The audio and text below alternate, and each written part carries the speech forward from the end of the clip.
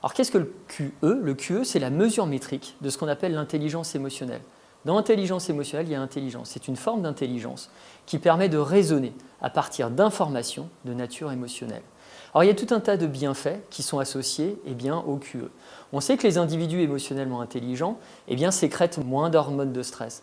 Ce sont des personnes qui sont moins sujettes au burn-out. Ce sont des personnes qui prennent de meilleures décisions, notamment dans des situations complexes et à enjeu. Ce sont des personnes qui ont une employabilité également plus forte, qui ont moins d'addiction, etc.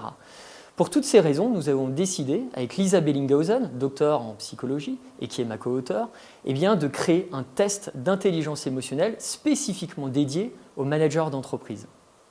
Ce test que nous avons créé avec mon collègue, le docteur Christophe Haag, s'appelle le QE Pro. Q pour quotient, E pour émotionnel et Pro pour professionnel. Nous l'avons dédié au management. Pourquoi? Parce que le manager est vraiment la colonne vertébrale de l'entreprise. C'est lui qui a besoin, d'être performant, savoir prendre les justes décisions, partager une vision, négocier.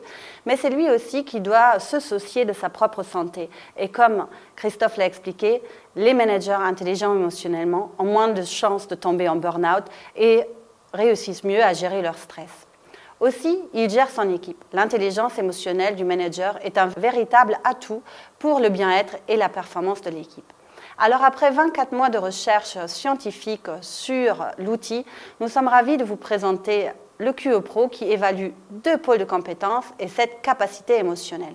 Il mesure le processus émotionnellement intelligent, c'est-à-dire le processus qui permet à un individu, dans une situation managériale, de traiter l'information émotionnelle et de la transformer pour déployer des comportements efficients.